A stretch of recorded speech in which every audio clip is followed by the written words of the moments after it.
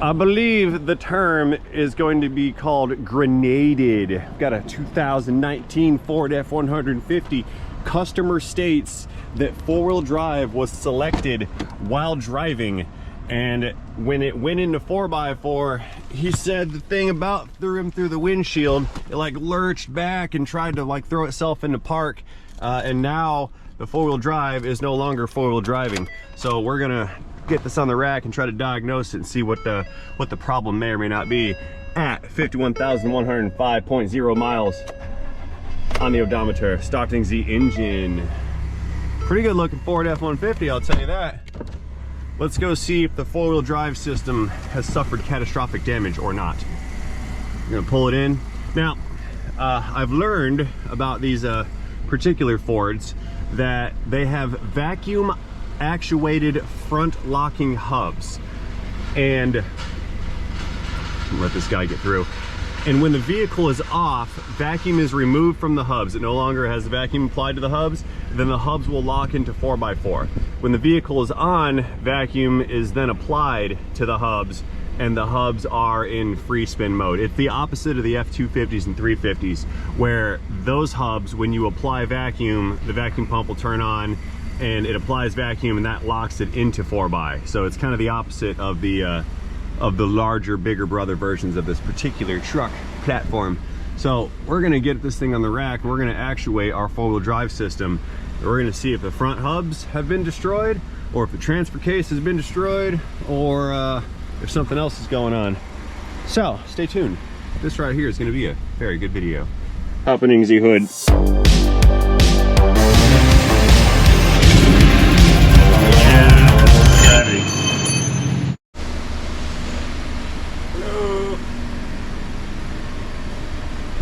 Alright, we're in. Let's get her parked up.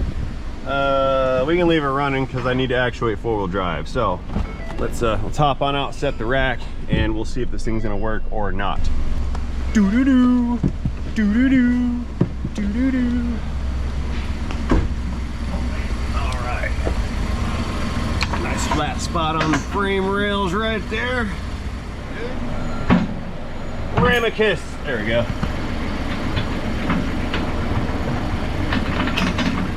Right there. You guys hear all that ruckus in the back corner? The lift guys are installing the four-post today. Yay! Okay, last one right here. Beautimous. Let's go on around. Green subscribe button. Moving on up. So we're gonna get the wheels off the ground, actuate 4x4, and see if they work or not. Lift points look good. Everybody's nice and safe. Good to go to the cabin with us. Doo-doo-doo. Doo-doo-doo. Yeah, my fella said he knew better and he did it anyway, and now he's afraid of the worst. Where's the actuator? So let's see. This is supposed to be actuatable on the fly while you're driving. That's what Ford says. In Chevy territory, usually we put these things in neutral, let off the brake, kind of let it roll and settle. That way there's no torque on the drivetrain, and then select it. But let's go 4 high. But the Ford, they say they can just chip whenever. So vehicle is on. Says it's in 4x, right? Transmission not in park. I know. Says 4 high. Let's let off the brake.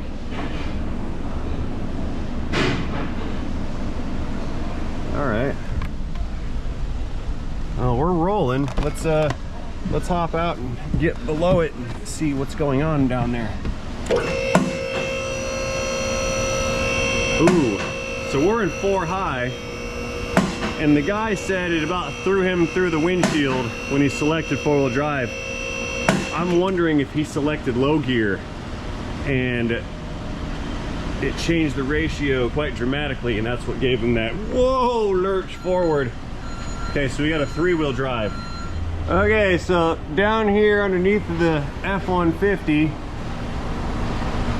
it looks like we don't have a 4-wheel drive. It looks like we got a 3-wheel drive. We got 1 wheel spinning, 1 wheel stationary, We're locked into 4x4, so the transfer case is engaged on the front drive shaft.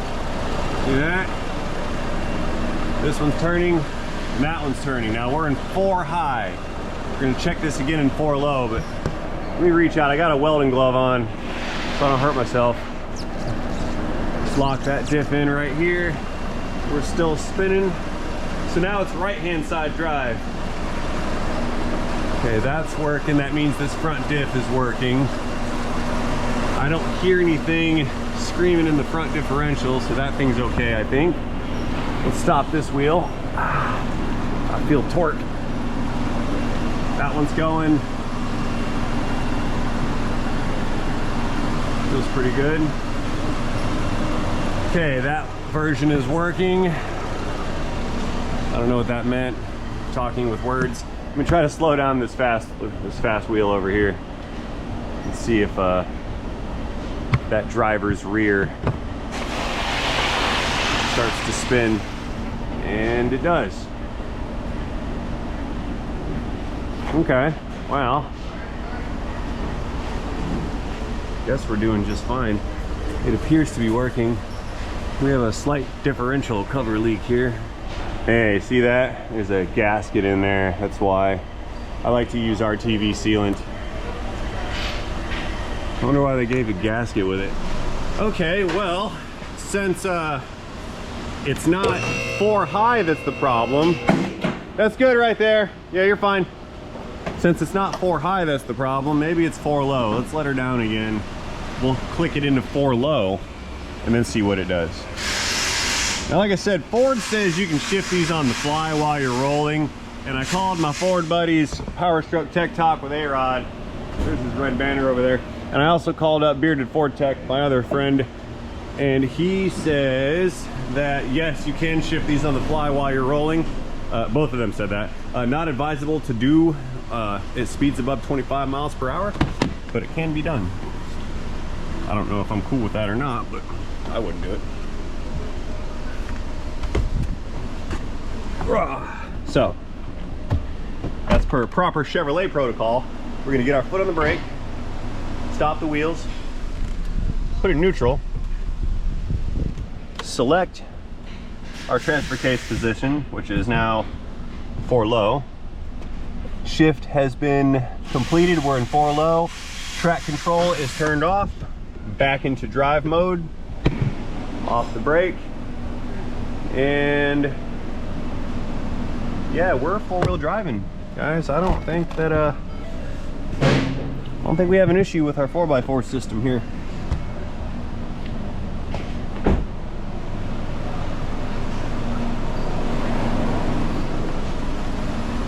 Yeah, we're crawling. This one's turning. I stop this one, that one's turning. Let go, this one's turning. I believe these have open differentials in them.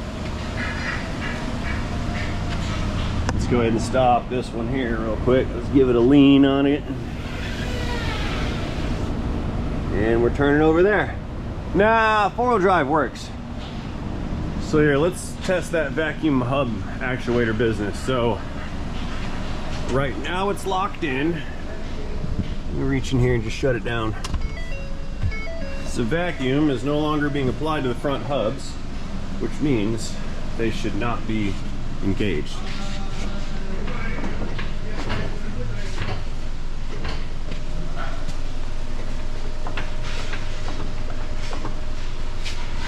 Are these vacuum hubs?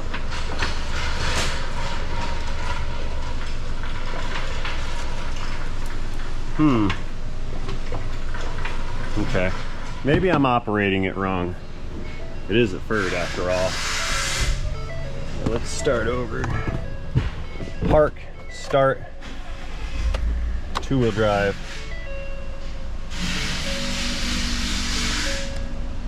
Doo-doo-doo. It still indicates 4 low. Neutral. 4x4 shift, advanced track on, okay. I guess it does have to go neutral. Shut it back off. So now it's in 2 high mode, so it should not be engaged in 4x. but with the vacuum not applied, it should be engaged just in default. And okay, now it's open diff on both sides. Let's start it.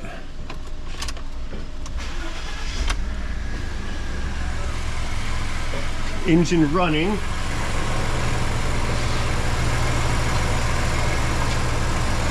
Now that this thing's working, but that hub is engaged. Let's check the other hub. You saw the axle moving, the CV axle? Move this side. The CV axle's turning, so that hub is engaged. So how do I disengage the hubs? Shut down again. Okay, and now we're disengaged. All right. Let's phone a friend. Look, you can see me seeing you, seeing yourself seeing me. Wow, wow, wow. Nobody wants to answer my phone calls today. I'm all by myself. Oh, hello, driver. Can I make a YouTube video of you?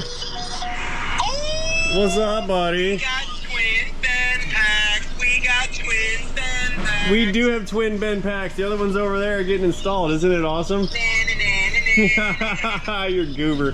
Hey, man. I got this F-150 in here. I'm trying to phone a friend. The guy said he put it in 4x4 while driving, and it tried to throw him through the windshield. And he says the four-wheel drive does not work anymore, but I just had it on the rack and it seems to be working. My question is when I shut it off, should the front hubs disengage from the axles or not? They should not. When you lose vacuum, the F-150s will suck into four-wheel drive until it gets vacuum again and then pulls the IWE solenoids apart. Then you won't have any front axle engagement. Okay, so I have it turned off and the axles are engaged, but if I turn it on, they disengage? Is that how it's supposed to go? Yes, sir. All right, hang on a second, because I swear it was just doing the opposite unless I just went like full dyslexia on this. All right, so it's key on engine running, selected two-wheel drive, and it's in four-wheel drive either way. You might have to drive the vehicle, you know, 10, 20 feet while the drive line like unlocks, I guess, if you want to call. Yeah? Okay. I don't think there's anything wrong with it. It seems to be okay. Yeah, see now I just shut it back down. It's engine off and the hubs are disengaged. What year is that? A 19. I don't think that's right. Now it's engaged again. Yeah. I swear it was just off. Now it's engaged? Now it's disengaged. Yeah, it's locking in and sometimes it's not locking. Do you hear any clicking coming from that wheel end, like where the axle shaft goes through the knuckle? No, I had it spinning up in the air and it seemed to be okay. Well, you could pull that little vacuum line off and test the vacuum, pull like 10 inches of vacuum on that IWE solenoid. Yeah. And see if it locks it in and holds, and if you verify both sides are good and vacuum supply is good, then I would say it's fine if you have no codes. Okay, all right. Well, cool beans. I just wanted to get like theory of operation from you because I wasn't sure 100% which way, because it seems to be working and the guy said it's not working, so I'm trying to figure out what the dealio is. But all right, dude, enjoy your lunch, man. I'll get at you later. Bye-bye. See you, brother. Okay, so engine off, four-wheel drive should be engaged. Let's do engine on. Let's check it one more time. So we should have vacuum applied to those actuators, and 4x4 is still engaged. And they shouldn't be. Yeah, let's pull the wheels off and go a little deeper here. Over here, pulling these lug nuts off. I wasn't recording it, but I had to stop because I had to hammer a socket. This is a specialized socket. These are 21mm fasteners here. and I had to hammer on a 21.5. You guys see that? Hear that light? I had to hammer a 21.5 millimeter. It's engraved right there, because this thing is suffering from swollen lug nut syndrome. The issue here is you've got a steel lug nut with this chrome cap over top of it, and it's kind of crimped onto it. But what happens is moisture will collect behind that cap between the steel and this little cap business, and it'll cause the steel in there to rust. What happens when steel rusts? It expands. So what's happening is this lug nut is expanding from the inside out, so now you can no longer put your correct socket on it because it no longer fits. So you got to get an oversized. You can't use a 22 because it'll slip and round off and then your cap just spins. So you got to use a 21.5 oversized, hammer it on, and then take the lug nuts off. I did a quick walk around on this, and all 24 of them, maybe 23 of them, are pretty much the exact same way. Some of them I can get off with the regular socket, some of them they come off with the 21.5, but the solution here is going to be lug nut replacement. I'm going to suggest that the guy throws a new set on there. I missed one. So Lauren's calling right now to see if he wants to change out his nuts. And in the meantime, I'm gonna keep diagging or checking out this hub business.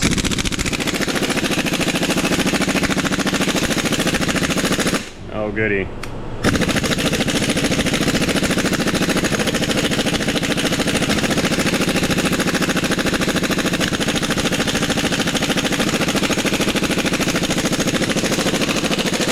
Okay, breaker bar time. Let's see, we'll take this one.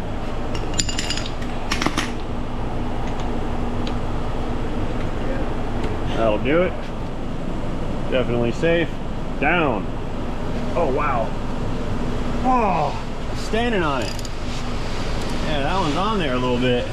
Okay, crisis averted. Trying again.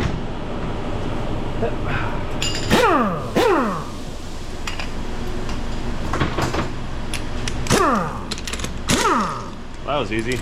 Yeah, see now look, the nut stuck on there. Yeah, that one's not even nut swollen, but it was way over tight. Yeah, there's our 21, no fit. Okay. Seriously? Oh. Oh, spacers! No! No! Well, okay. These aren't that bad because there's lug nut left over. There's some space. These are sort of okay-ish. I don't like them. They wreak havoc on wheel bearings, I can tell you that, because it changes offset, so it changes leverage on the bearing. But these they're not the most horrible way to space out your wheels. These are the most horrible way to space out your wheels. Look at that, that's like a 1/4 inch at least spacer. You take that and put that over your lug nut, and look, you run out of threads. Now on a shorter studded version, that could be a problem. On something like this, those big long studs, they're kind of maybe okay-ish, but I'm not in the camp of these things being okay. I mean, you get a real super thin one, yeah, even that's too thick. Yeah, you sort of have to run longer lug studs with these types of spacers. I'm just not a fan of them. It puts unknown and unnecessary stress on everything.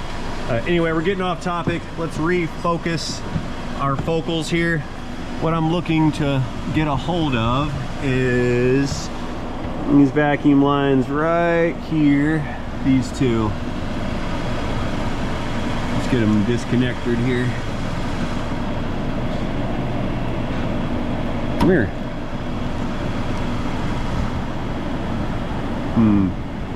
There's no easy way to disconnect that. I guess I can pull it off. Maybe here and here. Okay. It's not going to come apart there. This one will come apart here, I think.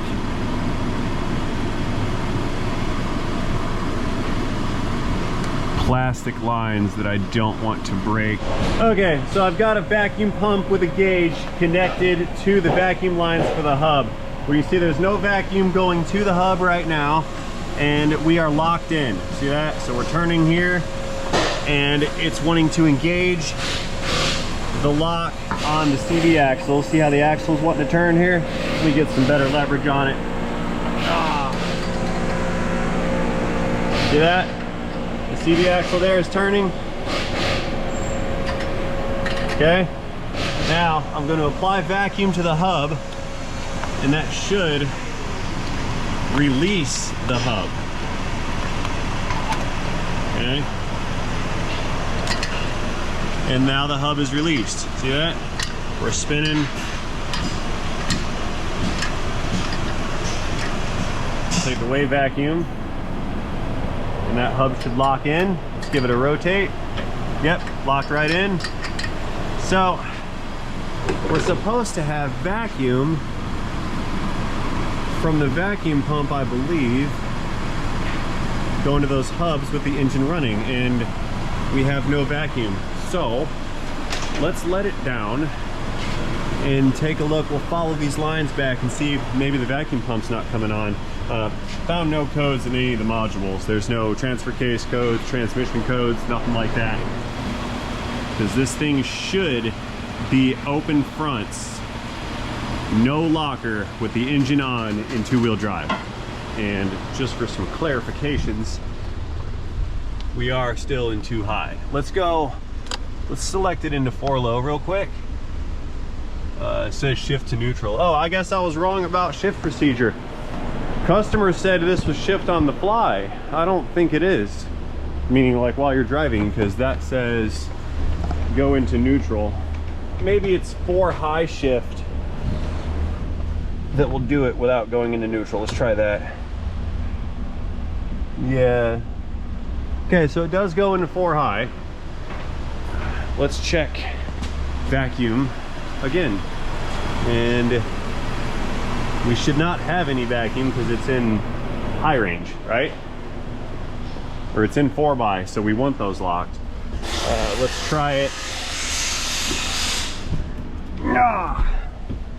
Into neutral, 4 low, 4x4 shift in progress, advanced track off, 4x4 low is good. Throw it in park.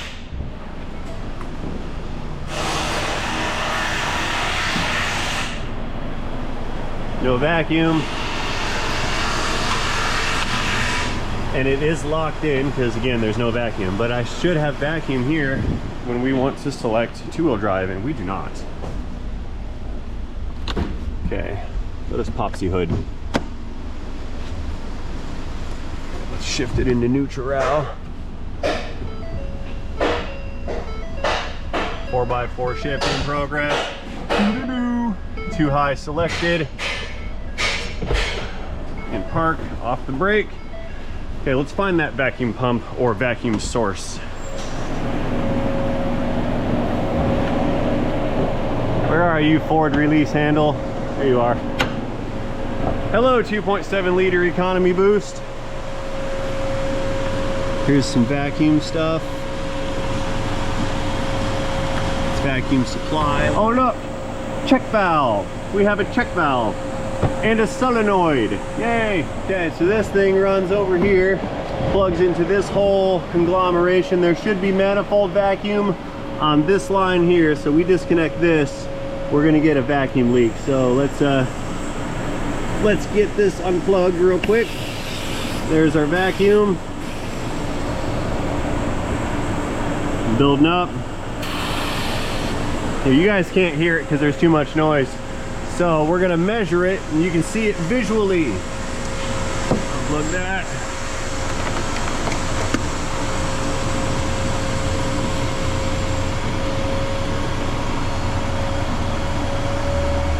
Okay, we've got plenty of vacuum here. Let's check the output side. This is going down to the hub, so we should be getting vacuum here, and we do not. Disconnect this. Seriously? It broke right off. See that? That was live action breakage right there. I gotta disconnect it and it breaks off. Fantastic. Okay, nothing going on here. Okay, I just went through the PCM module looking for commands for this solenoid right here, and I don't have any solenoid commands. But what I did do, I didn't record this one. I called up Anthony. He answered this time. Actually, he called me back. I got a hold of him, and he looked up the VIN on this through his Ford system, and number one, found that there's a recall for a PCM reprogram. That's powertrain control module. There is an active recall on this truck. I can't do it yet because I'm not a Ford Fleet Service Center yet, but I will be one day. So there is an active recall on the truck. Theory and operation, he just sent me and read through the T&O on this thing.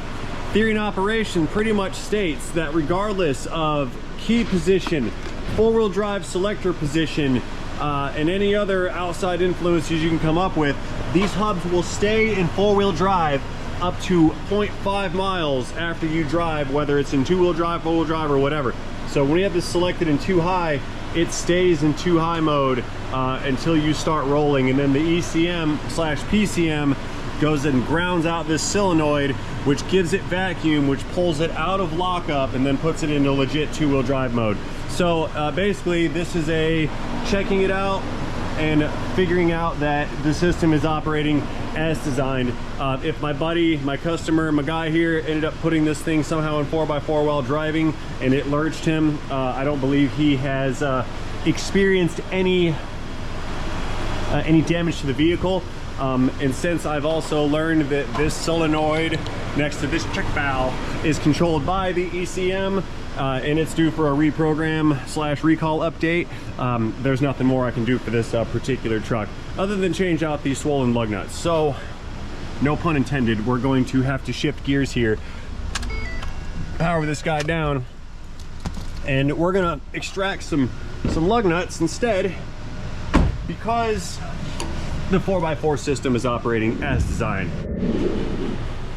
Hey guys, so I kind of feel bad. I thought we were gonna find like grenaded front hubs or a ruined transfer case, and the only thing I have to offer here is swollen nuts. That's not really how I wanted this experience to go. Anyway, I've got some new lug nuts. These are over tight a lot.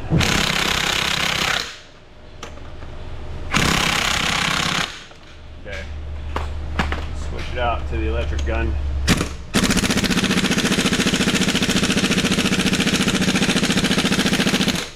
Nope.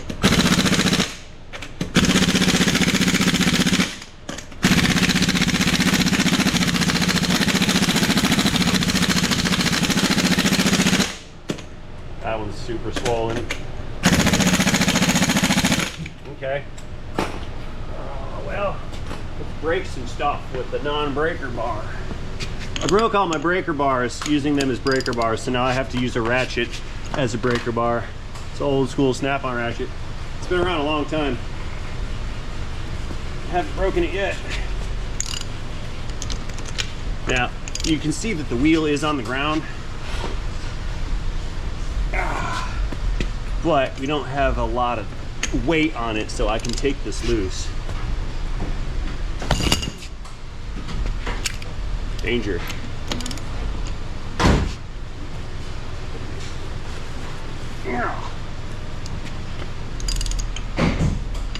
Did I get this one yet? Oh no.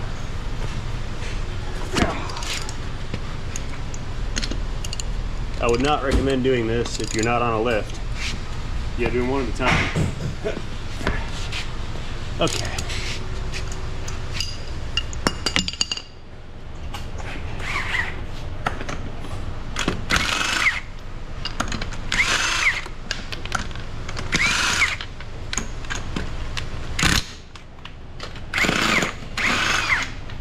Alright, 4 of these units removed. Now, I hate to come across as a shill here, but it's Dorman for the win. I mean, yes, I realize that they're kind of Chinesium, and it is what it is, but Dorman has replacements for this, and the reason I chose these over the Ford ones is we know the Ford ones swell, and I don't know if the Dormans swell or not. I haven't had them out in the wild long enough to determine that, but it was based on price point. We got these for about $4.50 a piece, I think, and the factory ones were like $14 a piece. So do the math, 14 times 26, 24, 6, 6, 6, 6, yeah, 24.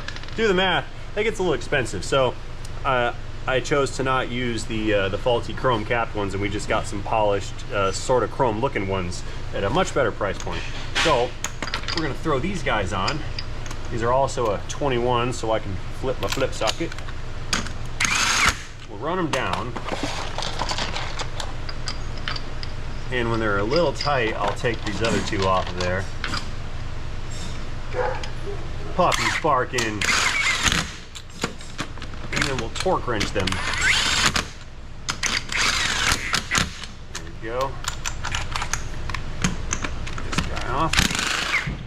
Now that one, that one requires some linear impact driver. A little bit of force. Flip, and it's hammer time, which is over here. It's the LFH.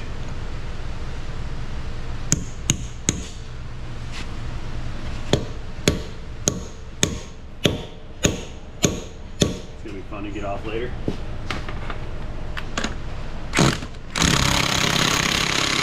Yeah, no. Breaker bar on. Yeah, these are on there. Let's see, that's about 14 inches in length. I'm 185 pounds, so 1 foot-pound. These are over 200 foot-pounds of torque, easily. Probably more. 300, 350. There we go. Piece of junk. Yeah, look at that. It's not okay. Look, you can see there's a hole in it.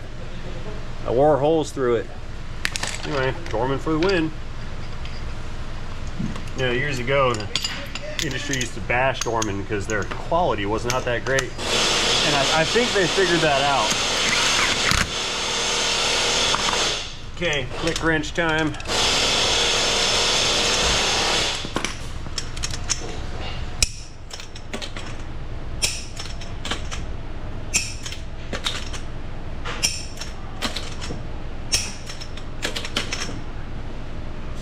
There we go. And that is how we do that. Real easy to do on the side of the road, isn't it? Swollen lug nuts. Good job, Ford. So guys, I got 3 more to do. I don't feel the need to record all of that. I find it to be not compelling footage. Therefore, I'm going to use this opportunity right now to close this one out. Let me know what you think about this 4-wheel drive redesign type of deal in the comment section down below. What do you think about this? It got me. I had to require... They're almost done. I had to get 2 Ford technicians to help me out on this thing because I don't know how it works. Anyway, guys, let me know what you think about this situation in the comment section down below. Do not forget to engage that like and subscribe button while you're down there. And most importantly, keep an eye on your swollen lug nuts. See you guys later in a video, in a day, in a transmission.